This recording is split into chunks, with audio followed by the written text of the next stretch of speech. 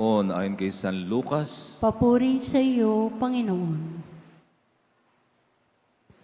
Nang dumating ang araw ng paglilinis sa kanila ayon sa kautusan ni Moises, si Jesus ay dinala ng kanyang mga magulang sa Jerusalem upang iharap sa Panginoon. Sapagat ayon sa kautusan, ang bawat panganay na lalaki ay nakatalaga sa Panginoon. At naghandog sila ayon sa hinihingi ng kautusan ng Panginoon. Mag-asawang batbato o dalawang inakay na kalapati. May isang tao noon sa Jerusalem ang pangalan Simeon, matapat at malapit sa Diyos ang lalaking ito at naghihintay sa katubusan ng Israel. Sumasa kanya ang Espiritu Santo na nagpahayag sa kanya na hindi siya mamamatay hanggat hindi niya nakikita ang Mesiyas na ipinangako ng Panginoon.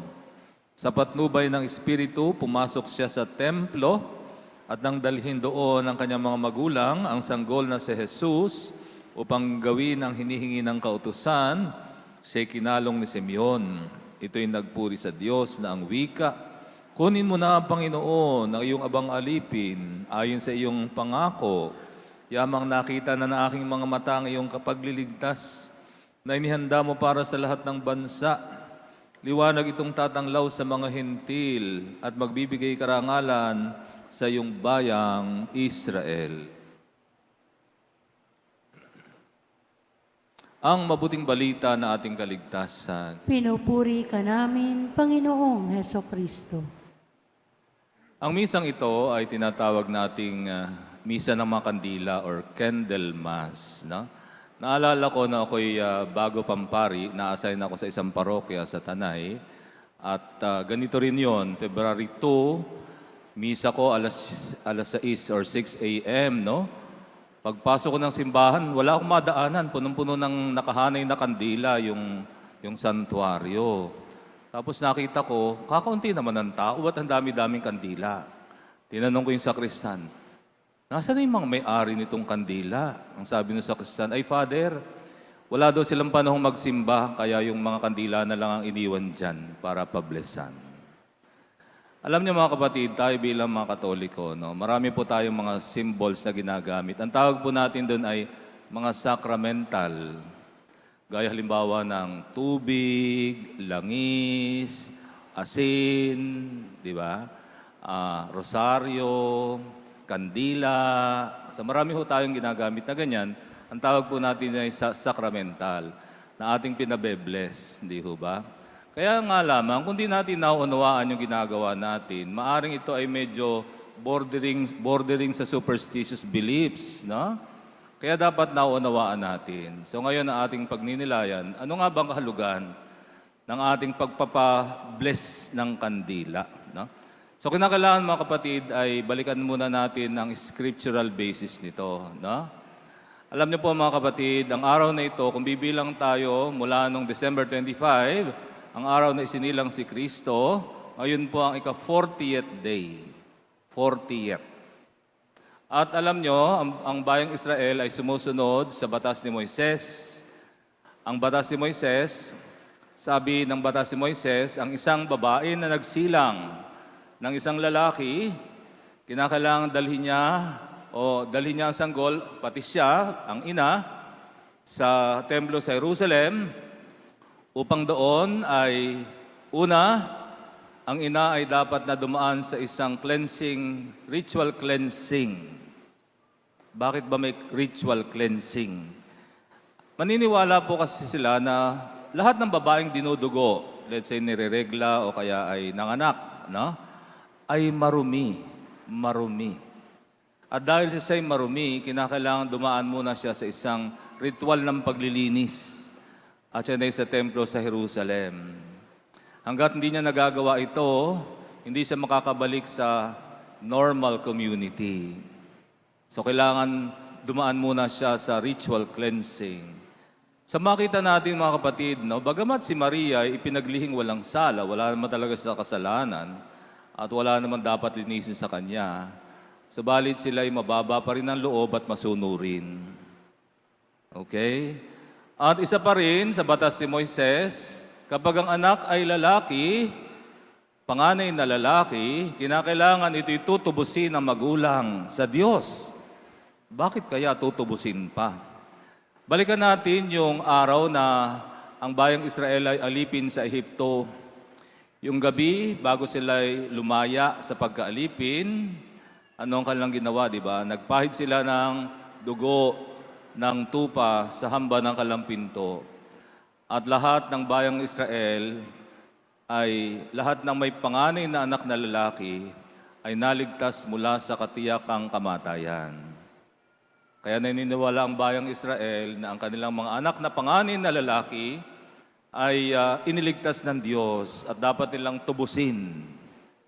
Kaya sa batas ni Moises, kapag ang panganay na lalaki, kapag mayaman, kailangan maghandog ka ng baka o kaya ay tupa, o kung medyo mahirap, gaya ng mag-asawang Maria at Jose, pwede na mag-asawang kalapati o mag-asawang bato-bato.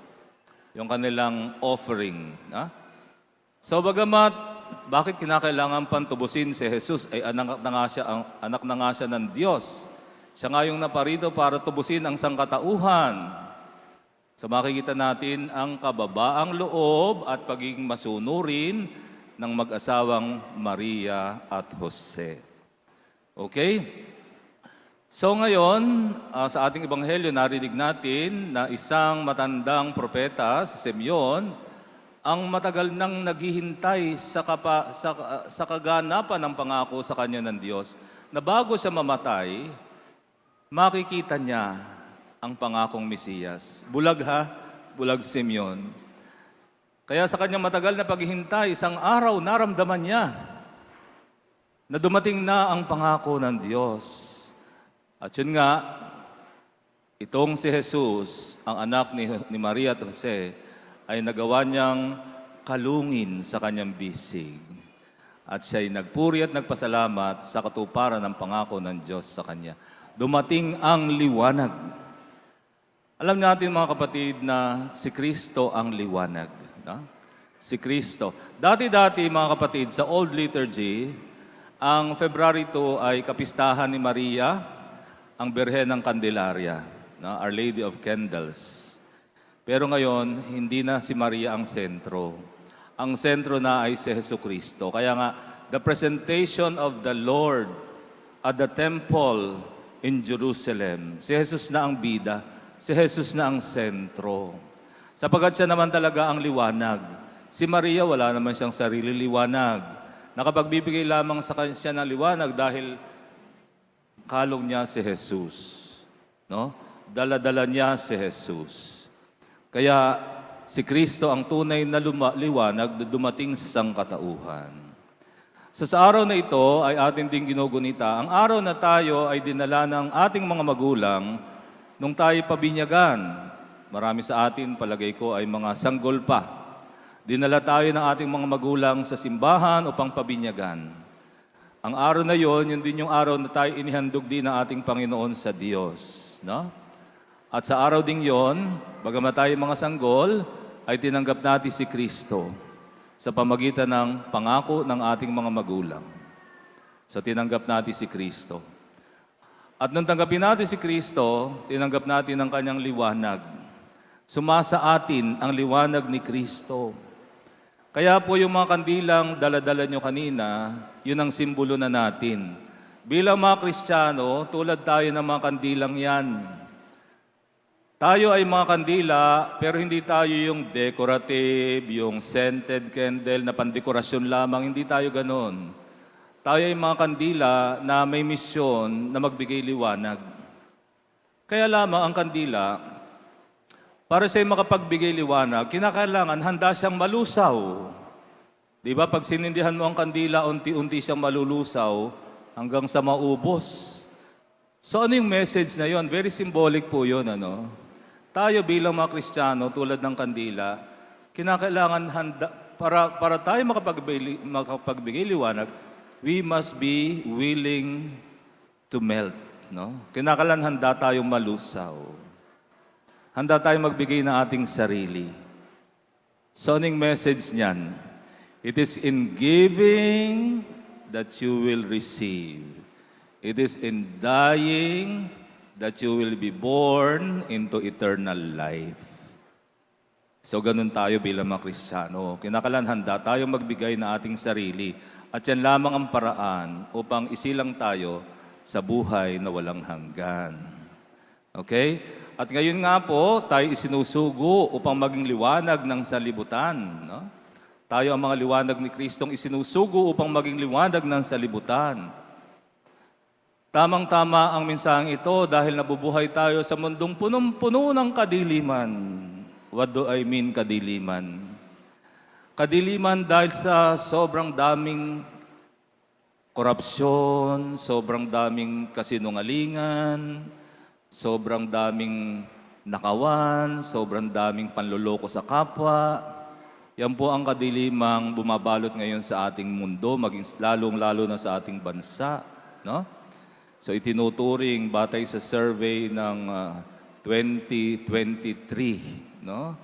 We are second most corrupt country in Asia. Kakahiya, di ho ba? Ito ang isang proof lamang na nababalo tayo ng kadiliman. So bilang mga Kristiyano, meron tayong misyon. At ang ito ay magdala ng liwanag. Paano tayo nagdadala ng liwanag?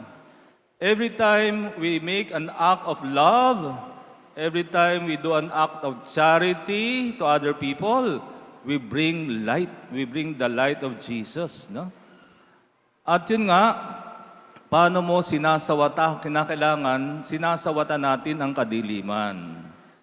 Halimbawa na alam nating may nakawan, may korupsyon, may kasinungalingan. We should make a stand. No? Hindi ka pwedeng tumahimik. Dahil alam naman natin, naghahari lamang ang kasinungalingan kapag ang mga taong nakakaalam ng katotohanan ay nanahimik lamang. Alam naman natin ang kasinungalingan kapag paulit-ulit na sinasabi, paulit-ulit na narinig ng mga tao, yung kasinungalingan yun, nagiging totoo na yan sa kanila. Kaya nga kung walang tao magsasalita na mali yan, kasinungalingan yan, hindi yan totoo, ay magiging puno na tayo, mababalot na tayo ng kasinungalingan. Wala nang katotohanan. Hindi na natin alam kung anong totoo. At yan ang nangyayari sa mundo natin ngayon, na babaligtad na ang tama at mali. Yung dating mali, tama na ngayon. Diba? Yung dating kasinungalingan, yun ang nagiging totoo. Nakakalungkot. Nung ginagawa ng mga Kristiyano, ang dami-dami nating Kristiyano.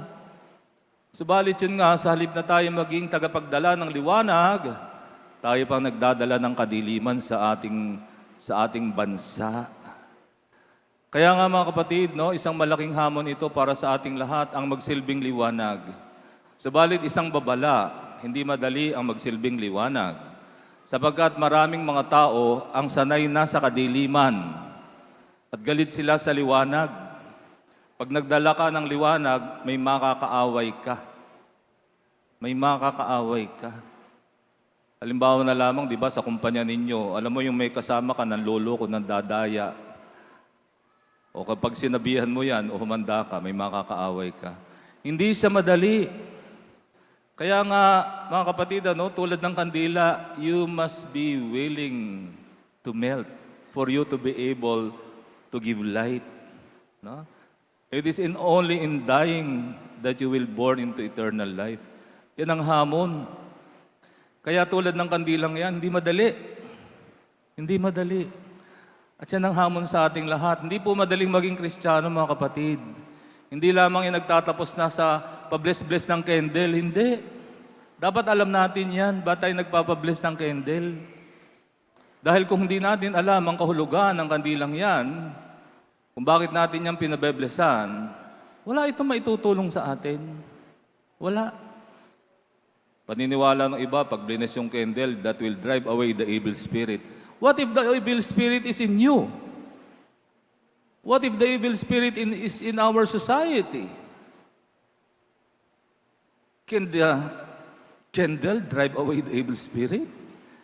Eh kung tayo naman ay walang ginagawa. Kaya mga kapatid, suriin natin ating sarili. Isang malaking hamon at paanyaya sa atin upang magliwanag ng sanlibutan. Tumayo tayo, pahayag natin ang ating pananampalataya. Sumasampalataya ako Sa Diyos amang makapangyarihan sa lahat,